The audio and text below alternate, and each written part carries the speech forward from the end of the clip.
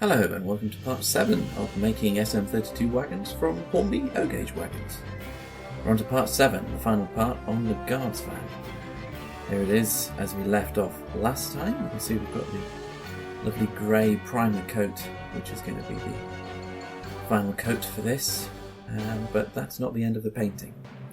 So for the rest of the painting I used some just art enamels that I bought offline for not very many pounds, and chose a few colours that I was going to use for the detailing and weathering, namely green, brown, white and a bit of black.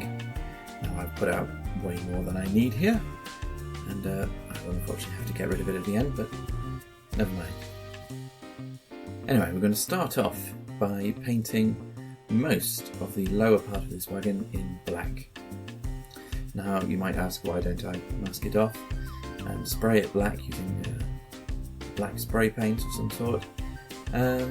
Basically I find masking off the right faff and I prefer hand painting. So I sped this up obviously because we don't want to sit here and watch painting and painting for hours and hours and hours. Nothing more exciting than watching paint dry. So I'll just let you do that.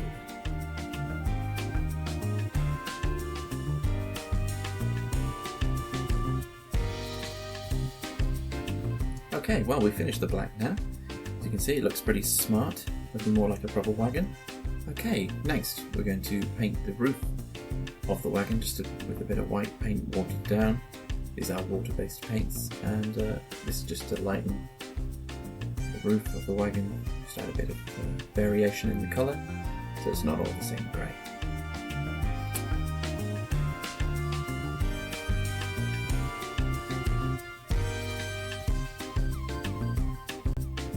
Now, in order to make sure that this painting was done smartly, so it didn't look like we had lots of ugly brush strokes all over the roof, first I did a coverage quite messily, just with plenty of watered down paint, and then I did a lovely fast brush movement like this, and that gives a lovely streaky appearance. Now, continuing with the white, I painted all the handrails, much like their mainline counterparts that were used for reference. This little guards van is going to have lovely white handrails. So I'm going to get back onto doing this. Sped up a bit as well, obviously. Both sides. There we go. Very smart. Right, after this, also painted the lamp holders white as well. I didn't get time, unfortunately, to build a lamp for this wagon, but commercial ones are of course available. You can just use one of those. Right, next, a bit more excitement, but a bit of dry brushing. So for this I mixed a bit of brown with just a tiny bit of black, and then got virtually all the paint off the brush before applying it to the wagon.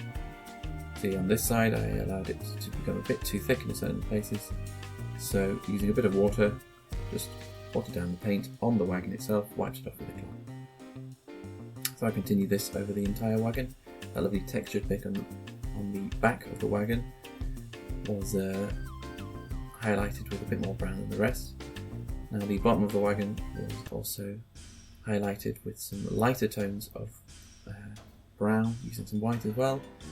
And then finally here you can see on the roof, just adding in a bit of rust along the edges, just to give it that weathered look, weathered feel.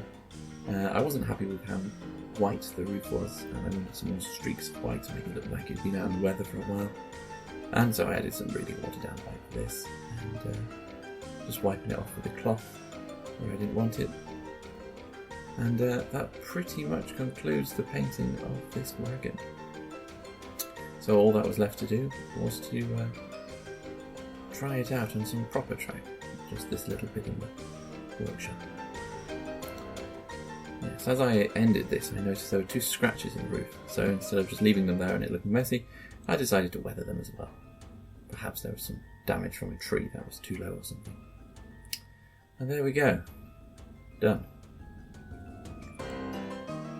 So I put it on my dad's garden railway. He's got a lovely roundhouse silver lady that he's called Lady Anne, strangely, but it's a really, really nice engine. Beautiful in red. Behind it you can see some slate wagons that I'd made a few years ago now, and there it is, our lovely guards van, sat on the track, looking proud. So I hope you've enjoyed watching these videos. I will be putting up some videos later on the slate wagons and the coal wagons that I've still got to build. But thanks for watching, I hope you enjoyed it, and goodbye.